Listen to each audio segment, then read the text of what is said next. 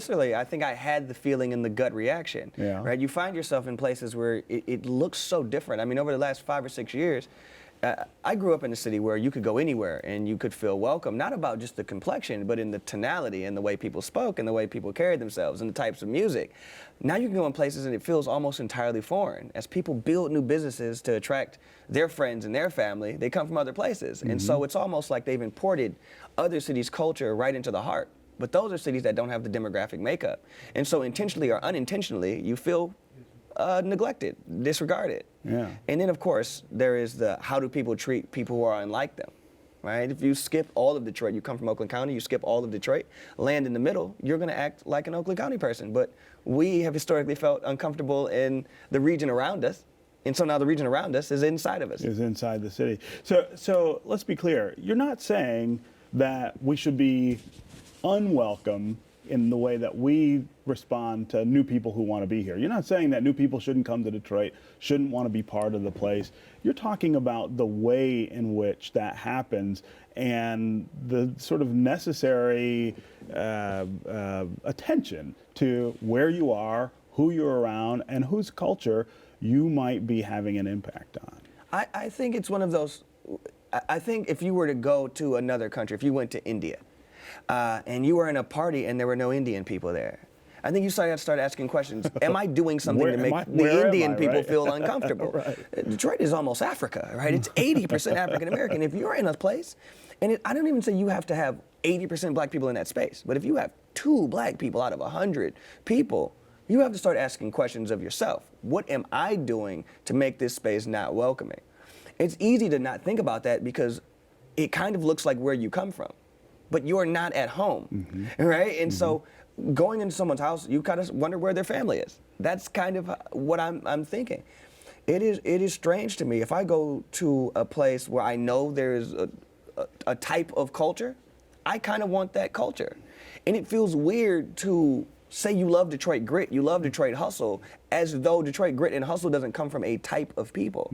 Detroit is not a gritty urban landscape. Detroit is full of gritty urban people that have had their mark on the city. If you love grit, if you love hustle, if you love creativity, if you love sound and music and soul, you love people, not buildings. And so in order to preserve the rich cultural, spiritual history of the place, you have to have those people in there. Yeah. So when you say preserve black spaces, talk a little more about what you think that means, how we do that, and how that might change this dynamic that we see unfolding. So I think there's 2 different things to think about, right? There are places that are culturally black, right? You talk about like Shrine of the Black Madonna, you talk about Baker's Jazz Cafe. These are places that are culturally, richly black.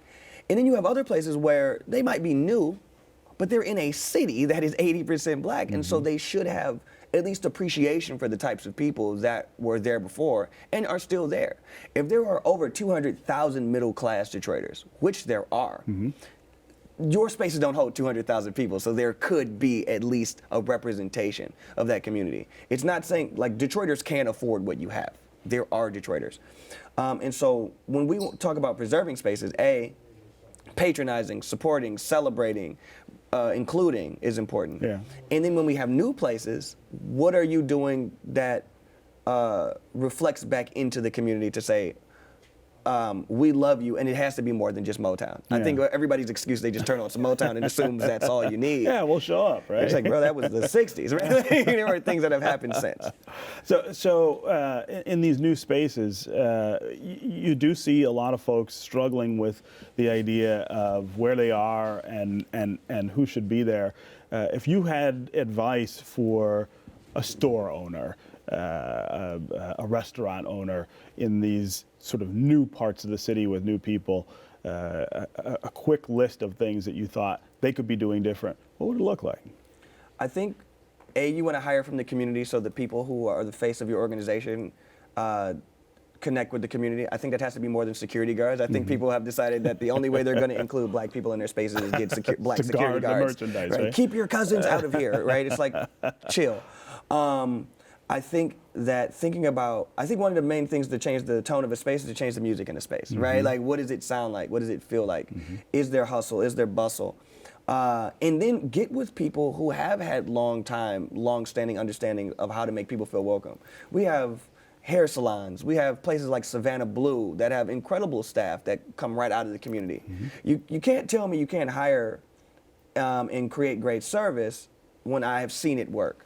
So at some point, you need to create there is a restaurant association, right? There are co-ops of stores and facilities.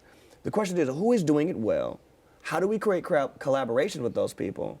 And then how do we share a workforce that makes us all feel included? And I think it really comes down to that. So we can have real conversations, real banter, and feel really safe inside of those places. Yeah, I also feel like one of the things that needs to happen is that some of the new folks and new businesses that are locating in the city need to experience the parts of the city that they're not experiencing, right? Yeah. Don't just skip over everything and come to downtown or Midtown.